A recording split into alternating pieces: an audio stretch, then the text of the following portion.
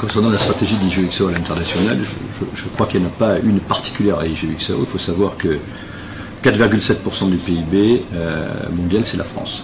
Et donc, ça veut dire qu'il y a 20 fois plus de marchés à l'extérieur de nos frontières, donc l'international est fondamental. Et pour nous, c'est une condition sine qua non de survie internationale, de vivre. Donc, on a commencé par travailler à l'international proche, c'est-à-dire à des pays d'Europe. Et donc, ensuite, nous avons travaillé aux États-Unis. Donc, nous sommes implantés en Amérique, on va dire. Nous sommes implantés à Montréal au départ, puis à Toronto, puis aujourd'hui à Dallas. Et puis, nous avons, depuis 2 ans et demi, nous travaillons sur l'Asie. Et la façon que nous avons souhaité aborder l'Asie par la Chine, nous avons décidé de créer une filiale, ce qui est assez particulier, puisque habituellement on passe plutôt par des réseaux de distribution. Nous avons créé une filiale 100% contrôlée par la holding qui s'appelle IGEXAO, où nous sommes aujourd'hui. Et donc cette société a pour objectif d'aider la commercialisation, de favoriser ou fluidifier la commercialisation de nos produits en Chine. Elle est basée en Nanjing, donc c'est à 200 km, 150 km à l'ouest de Shanghai. Donc c'est une petite ville de 5 millions d'habitants. Et puis nous avons des commerciaux et des techniciens basés à Pékin, à Shanghai et bien sûr à Hong Kong. Où est basée la production? La production, nous vendons en Chine. Il n'y a pas de production en Chine. Donc c'est peut-être un cas particulier. Mais dans le monde ailleurs Dans le monde ailleurs, on produit en Europe, majoritairement en Europe. D'accord. Voilà. Donc pourquoi la Chine 1,3 milliard d'habitants, un des plus gros marchés en ce qui concerne nos logiciels, dans le futur bien sûr, au monde. Et le deuxième marché que nous allons adresser en Asie, ce sera l'Inde. L'Inde, 1,1 milliard. Donc nous avons commencé par l'adresser via un réseau de distribution, et donc on regarde de plus en plus comment faire pour créer une filiale, sans doute aux alentours de Bangalore, pour de façon analogue à ce qu'on a fait en Chine, pour fluidifier la commercialisation de nos produits. Voilà pour l'Asie. Et c'est pas saturé l'Inde? À l'Inde, à nos produits, non, il n'y a aucune saturation. Je ne connais pas de marché, ce sont des marchés qui doivent avoir des taux d'équipement de l'ordre de 10%. Donc à 90%, ce sont des marchés ouverts. Et l'Afrique? L'Afrique, nous travaillons en Afrique du Sud, d'une part avec un partenaire, et puis en Afrique du Nord, où nous avons nos propres implantations en Tunisie, au Maroc, et nous sommes en train de créer l'Algérie. Et vos clients sont dans quelle zone? Alors nos clients, par définition, on est plutôt dans des zones industrielles, parce que vous savez que essentiellement nos produits sont dédiés à l'industrie. Nos produits servent à concevoir les chaînes et machines de production, donc la productique, c'est notre premier marché. Après, une autre partie de notre clientèle, c'est le deuxième segment de marché que nous adressons, c'est le câblage de ceux qui volent, qui flottent et qui roulent. Entendez par là le câblage des voitures, le câblage des avions, le câblage des trams. Et après, un marché en devenir pour nous, c'est le câblage des bâtiments. Plus un bâtiment est intelligent, plus il a besoin de câbles ou d'infrastructures en vue de communiquer, et donc plus on a besoin de nos produits.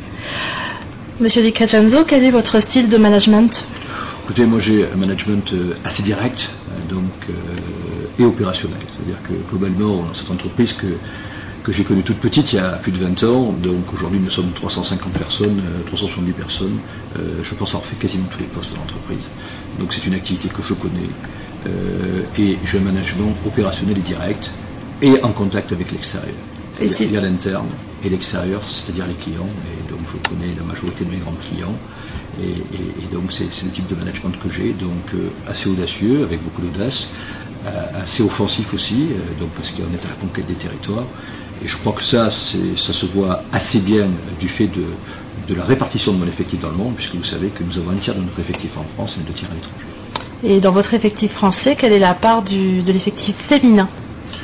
Alors écoutez, l'effectif féminin, je ne peux pas vous le dire, exactement le nombre, mais il y a beaucoup de femmes chez nous. Et je vais vous donner un effectif qui est quand même assez sympa. C'est dans mon staff de management, et dans le staff qui m'entoure, je ne parle pas du secrétariat, j'ai quasiment plus de femmes que d'hommes. Voilà. Merci. Donc les femmes sont bien représentées chez nous. Et en termes de management? Et ça n'a rien à voir avec la parité. Oui. Ça a à voir avec la qualité des personnes avec qui je travaille. Donc il n'y a pas de volonté de faire une répartition de quoi que ce soit. C'est vraiment la qualité des personnes. Dernière question, qu'est-ce que vous faites pour l'environnement? Qu'est-ce que IGEXAO peut faire pour l'environnement? Alors, on n'est pas dans l'industrie polluante, puisqu'on fait du software.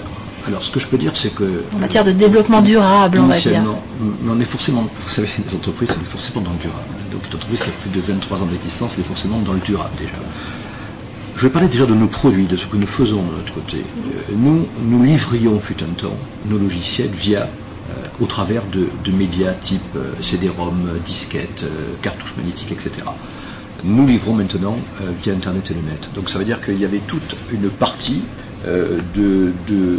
environnementale, un peu désagréable, parce qu'il fallait recycler ces cartouches, etc. Aujourd'hui, ça n'existe plus, puisque la majorité de mes livraisons se fait via donc Internet, le web, etc. et téléchargement. Ça, c'est le premier point.